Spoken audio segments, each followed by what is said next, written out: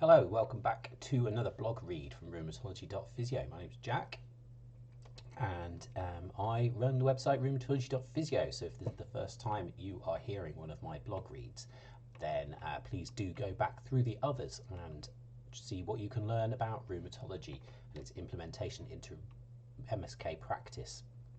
A little bit of news updates. My courses are doing pretty well. There's 2 dates in January for the short rapid course, which is just over 3 hours long, and we are really going to take a rapid approach through recognizing rheumatology, so that's sort of appropriate for slightly more experienced clinicians, band 6 in MSK practice and above, especially tailored towards first contact practitioners, triage therapists, those kind of people. So head to my shop, rheumatology.physio rheumatology.physio/shop, and you can find tickets for those there. There's only a few left in each date. I'll have to put some more up in February, but if you want to attend anytime soon, then you're going to need to be quite rapid. So on to today's blog read. This is entitled Spondyloarthritis Nomenclature Updates. And other than being difficult to say, spondyloarthritis has some complexity to it as a name for a branch of diagnoses. So here we go. As we move forwards in medicine with the understanding of spondyloarthritis, some things are becoming more complex and others more simple. I say we, I have nothing to do with it. It's the amazing researchers and rheumatologists that deserve all credit. I do have a few axial spondyloarthritis resources available on my shop, as I mentioned, and an overview document that you can find in the blog section. As usual, feedback is greatly appreciated, and any further reading for me, please do send it my way. Please remember, this blog is not a replacement for clinical reasoning. If you are unsure, get advice. Introduction. Spondyloarthritis is an umbrella term covering a number of clinical diagnoses that can be broadly described as enthesitic in nature.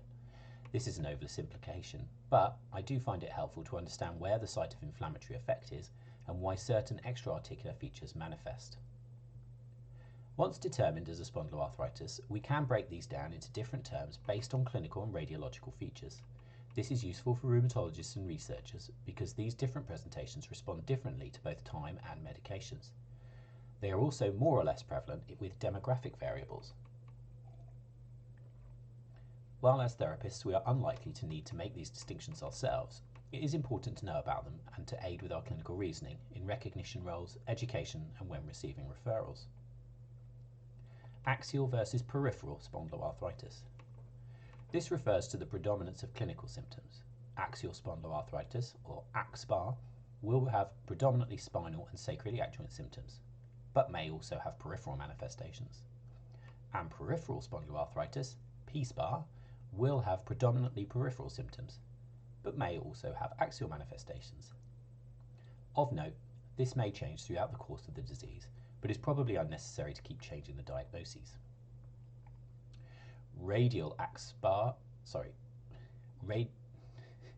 Difficult enough to say. Radiographical AXPAR versus non-radiographical AXPAR. This one is a simpler difference and is based on radiological findings and a clinical diagnosis of axial spondyloarthritis. Radiographical axial spondyloarthritis, or R-AXPAR, shows changes on X-ray sufficient to meet specific criteria. Non-radiographical axial spondyloarthritis, or NR-AXPAR, doesn't show these changes. It does not depend on inflammatory changes on MRI.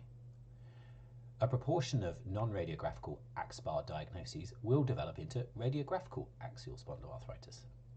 These will be mostly younger HLA-B27 male patients. It is extremely important to note that the disease burden of both classifications are equal.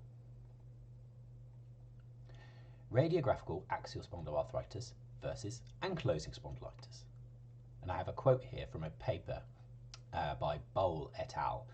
Patients with axial spondyloarthritis with radiographical spondyloarthritis fulfill both the modified New York criteria and the ASAS axial spondyloarthritis criteria.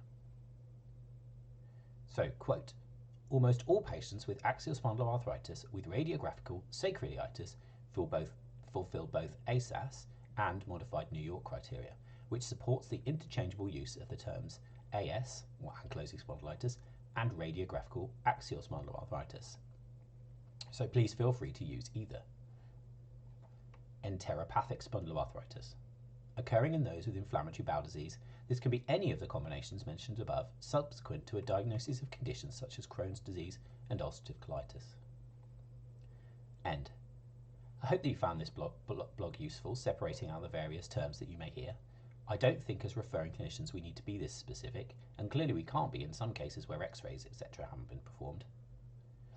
But please do get me any feedback you might have so that I can grow and improve, and I'll see you next time. That reference, in case you're interested in it, about the interchangeable terms of axial spondyloarthritis and ankylosing spondylitis, is Boel et al., B-O-E-L. Do patients with axial spondyloarthritis with radiographical sacroiliitis fulfill both the modified New York criteria and the ASAS axial spondyloarthritis criteria? Question mark. Results from 8 cohorts. That's in the Annals of Rheumatic Diseases 2019. Thank you very much for listening, and I hope to see you out on the next blog read.